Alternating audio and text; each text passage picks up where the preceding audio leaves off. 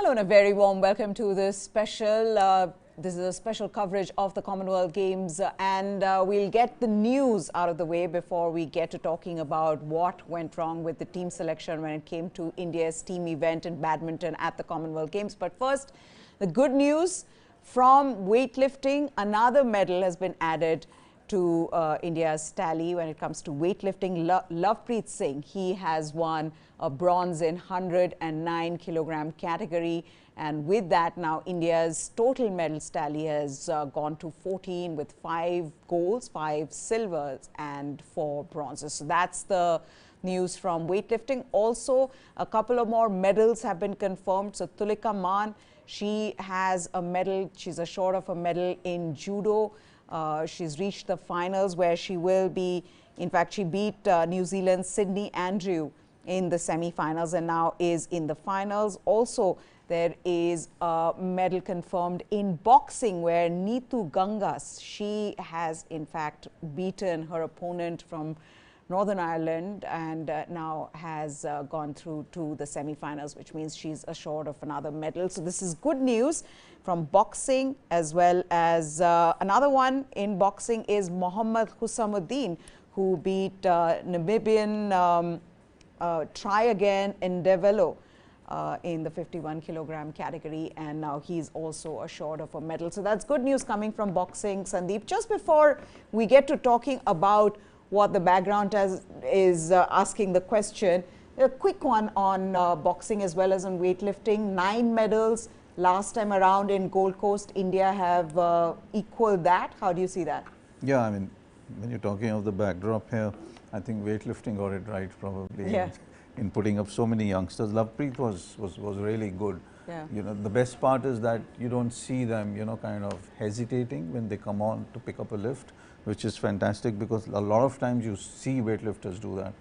But to bring a team, as we have already spoken about, which is so full with youngsters who are probably looking at the next 3 to 4 years, I think this is something that's great news for Indian sport. It's great news for weightlifting, and especially for Vijay, because he's been at it, you know, as a coach and everything. He's really been at it. He's been with these guys. He's been with Chanu. So you have that full range that's happening right from 20 years to 27, 28. So he's got a lot of good talent to work with, and hopefully we do well in the next tournaments, we do well in the qualifying, and the main target Paris always. So also, we'll be talking about Indian women's hockey team's performance. They have reached the semi-final after beating Canada 3-2, and Sandeep's going to take us through how that turned out for India. But now let's talk about what went wrong. India, the defending champions, had the gold in Gold Coast in 2018. Here, right after creating history, winning the Thomas Cup, one felt that Indian badminton team were the favourites to win the gold in the team event, but they had to settle for silver. Let's first take you through what happened, how the whole team event turned out with the two teams. India were playing Malaysia in the finals, and Satvik Sairaj and Chirag, they lost the men's doubles tie 18-21, 15-21 to Bui Yik So and Tenfong Aaron. And from there on, PV Sindhu, she restored parity. She won her match against Jin Wee Go. And when you thought Kidambi Srikanth, who was a favorite to win against a much lower ranked opponent, who was ranked I think 42 in the world, NC Yong, he lost that in 3 games. And then there is Trissa Jolly and Gayatri Gopichand. They lost to the top seeds Tinaya Muralidharan and Pearly Tan. So the question then that needs to be asked is, was India right in some of those selections? And Sandeep is here, and I'm going to ask that question to him as well. But Sandeep, just the first thing, was there a weight of expectations given that this team, you know, what happened with Malaysia possibly in Gold Coast? Did you see that happening here, the weight of expectations? I think the pressure was on Malaysia, honestly. I mean, you know, after the slip up in the Thomas Cup for them, they didn't expect it there. And then out here, I think the entire expectation, as we call it, I think we were probably in a better frame of mind. You know, we were Thomas Cup champions. we were out there to do our best. Yeah. And on selection, you know, it's an opinion. You know, these are arguments that can constantly happen. Yeah. Yes, on one point, I would surely agree that Ashwini probably should have come into the doubles. You needed experience out there. But I would still pick Kidambi. I would probably still go with him because you don't, number one, you don't expect him to lose against somebody who's just come in as a replacement. Correct. Okay. Now that would have played on the coaches' minds for sure. Why do you want to play Lakshya there? You know Kidambi is going to wrap it up. Yeah. So the match exactly wasn't a rout. Yeah. I mean, look at the second game. Yeah. I mean, he was all over. Yeah. So this probably is just part of a script that we can keep playing and replaying in our minds. What should have happened? It happens in every sport. Yeah. But we have the luxury of going back and looking at it. Probably something that the coaches must be going over now and probably thinking or overthinking. Yeah, because I think the coaches themselves would have approached this whole event knowing that it's the mixed doubles as well as the women's doubles where things are going to get difficult for them. I don't even think that they would have really thought that Kidambi Shrikant was not going to win the singles match. But Shirish Natkarni has joined us. He's a badminton analyst, a badminton player himself. He's got very strong views on this. So we'll get him. He's already written a piece for News 9 on whether faulty selection was the reason that cost India the gold. But I think, Shirish, I've got to begin this by saying hindsight is 2020. We can sit here now and say, oh my gosh, that was a wrong decision. Lakshya Sen, kind of form that he's in, just beat Loh Kin Yew, better ranked, should have played. But do you believe that there was enough reason for them to play Lakshya Sen over Kidambi? See, it's like this. Had Shrikant won his match, all the experts would have been left saying, yeah, well, it was a fantastic selection. But the fact is, if you look at the background facts to the selection, you saw Lakshya Sen play in the semi-finals like a true world champion standard. I mean, he was playing world championship standard. He beat the reigning world champion in 2 straight games and was in phenomenal form. I checked with him this morning to find out whether he was injured in any way, which caused the coaches to go for Shrikant in the selection. But he said, no, he wasn't injured. It was a decision made by the coaches. And these are 3 coaches.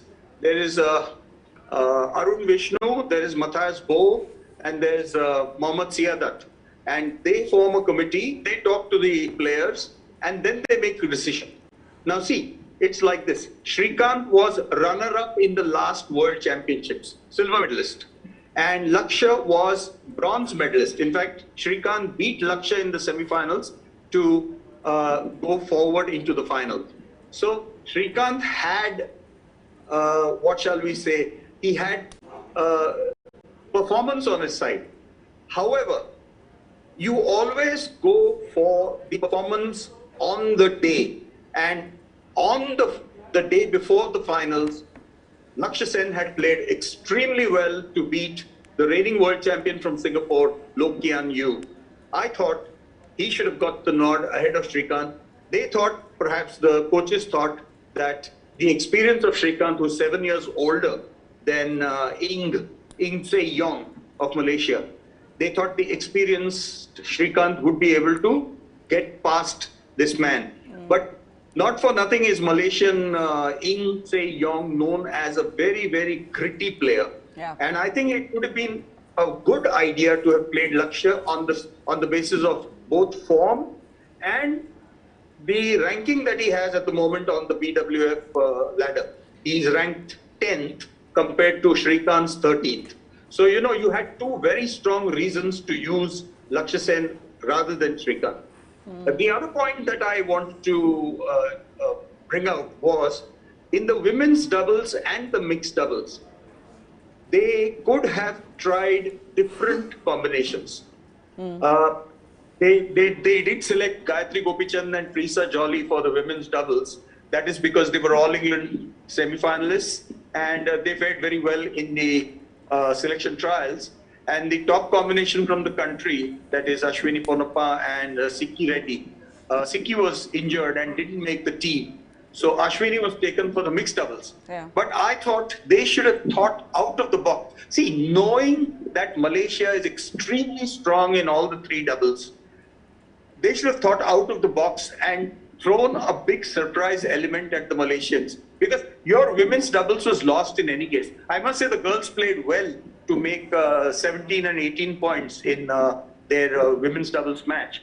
But if you had thrown the Malaysians a googly by replacing Gayatri Gopichan with somebody like either PV Sindhu or Ashwini Ponappa. No, Sindhu is not a doubles player, that is agreed. But she's got the speed, she's got the power, and with the power that she has, she would have been able to give Teresa Jolly at the net a chance to finish off the rallies. Or even when Teresa smashes from the back, Sindhu would have been there like a, waiting to finish off the rallies.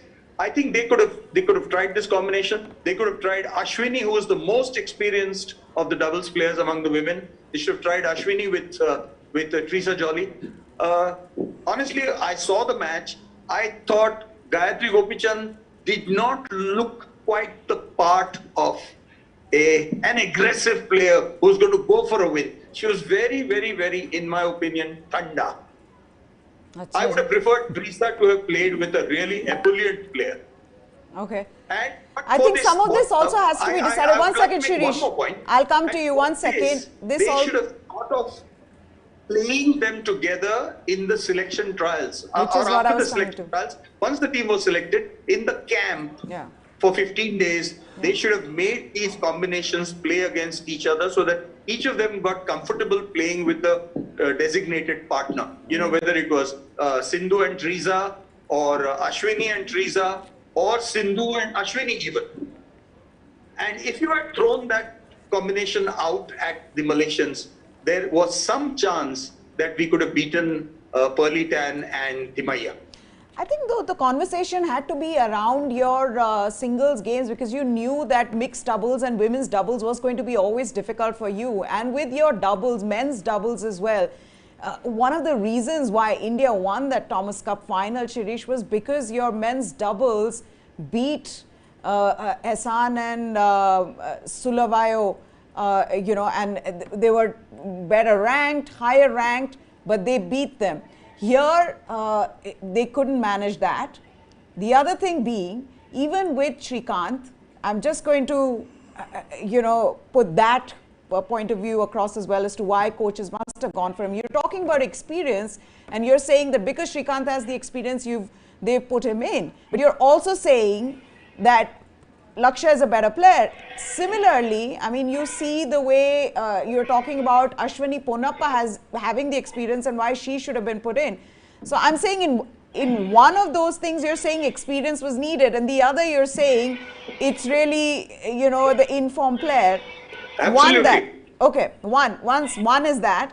Secondly, Kidambi Srikanth was in phenomenal form in Thomas Cup. Didn't lose a single game. Thirdly, Kidambi Srikanth has the experience, as we've already said. He was the one who, in the final, beat the legendary Lee Chong-wei in 2018. Now, again, you'll say that was 4 years ago. This is now, and now he's the informed player. But even after beating Loh Kian Yeoh, you saw that it was really Kidambi Srikanth who beat Lakshya Sen in the World Championships as well. So, I mean, I don't know. It's a difficult one, and, it wasn't a straightforward choice, I'm sure, for the coaches as well. I could say, I think Srikanth was under a lot of pressure. In 2018, he had been the hero of the team championship by beating Lee Chong-wei, who's one of the legendary players of our generation. And he eventually lost to Lee Chong-wei in the individual final and had to settle for silver. But in the team championship, he managed to beat Lee Chong-wei, which was a phenomenal achievement. And maybe they thought that Srikanth can replicate that kind of performance in the match against Ing Se-yong. However, I felt that Srikanth was well below his best. He was, I think he felt the same kind of pressure in 2022 that Lee Chong-wei had felt in 2018. So if Lakshya had played, there was no pressure on him at all. I mean, he had played so well that he had beaten the world champion the previous day. So there was no pressure on him. I feel we missed a trick. I feel we missed two tricks in this final. Okay, Sandeep, do you agree? Quickly, we'll wrap this up then. Not completely, but you know, sometimes I think coaches also try and see who do you pick when you are in such a kind of a flux situation. Do you pick the youngster? Do you pick the experienced one? Also, head-to-head, both of their head-to-heads are same. Even 2-0 in favor of Kidambi, 2-0 in favor of even the 10 and Lakshya. 13, it's just 3 spots. You know, on a ranking list, sometimes you just don't look at that. I do agree with what Shirish is saying. I'm a little confused with what Prakash is saying, because on one hand he says take Lakshya, and on the other hand he wants experience in the doubles. So why not here? Correct. Okay, so can we just take our viewers through what Prakash has said? Yeah. Okay, so before I just come back to Sandeep, this is what Prakash Padukone had to say. He spoke to News 9, and those quotes are going to come up on your screens, and you can see that. He said, and I quote, Lakshya should have played the men's singles. He was in good form, having beaten reigning world champion Kean in semi-finals against Singapore. And then he goes on to say, I would have tried to pair Ashwini Ponappa with one of the youngsters, Trisa Jolly or Gayatri Gopichan. No guarantee that they would have won, but it would have meant more experience in the form of Ashwini. Best chance for us was to win both singles and win any one of the 3 paired events, unquote. Now carry on. No, again, it's a very tricky choice for any coach, irrespective of sport. It's extremely tricky. If Kidambi would have won, we wouldn't have been having a discussion. Exactly. So I think the coaches purely and simply, not looking at any of the tricks as to the way Shirish is saying that, yes, we missed a trick probably. And looking at a final, I think they went probably safer. They said, okay, fine, you know, Kidambi is going to deliver. This is a rookie guy he's going to play against, and he will toy a couple of times, but he'll deliver. I think that's where everything was missed. Okay, you have a lot of Malaysian friends. They were celebrating last night. Yeah, they were actually surprised, and they were actually shocked that Kidambi lost. I mean, they thought this was one singles that India is going to take over. So you know, they were thinking on the same lines as the Indian coaches. So and Malaysia is #1 sport in badminton. They must have. Well, did they not tease you saying we didn't even send Lee Zijia? No, they still call me Thomas Cup. You know. So. But I think one of those one of those comments would have been, we didn't even send our best. Our best wasn't even there, and yours couldn't beat his replacement. Yes, Shirish, quickly, I have to wrap this up. You noticed, Neha and Sandeep, that Prakash Padukone made exactly the 3 points that I had made when I was speaking to you earlier. Exactly the same 3 points. He wanted Ashwini's experience in the doubles. He wanted us to win one of the 3 doubles, any one of the 3 doubles, and the 2 singles. The 2 singles had to be won. Without that, we had no chance at all. What are the chances? He would have preferred Lakshya to have played in place of Srikanth. But is it a blunder? Shirish, is it a blunder? That's what we are probably looking at. Sorry, I didn't get that. Sandeep's asking, is it a blunder? Is it a blunder?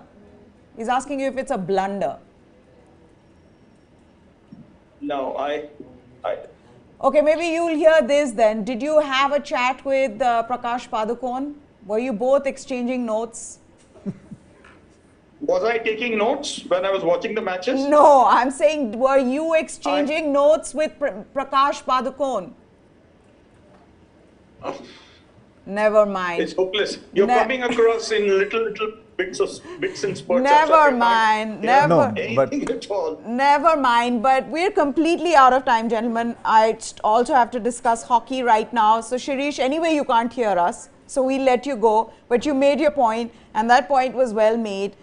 Prakash Padukone agrees. So, that's good. Thank you so much for taking the time out to talk to us. It's always a pleasure. And hopefully, we can see singles final between Kidambi Srikanth and Lakshya Sen. And maybe if Kidambi Srikanth wins that one, then I'll get back on you to you on this one, saying, hey, he's beaten him. But that's it. Sandeep, quickly on hockey as well. India beating Canada 3-2, but just about, because India were, again, it's almost like the men's team. They were leading, they were playing well, they looked good in the first half, second quarter.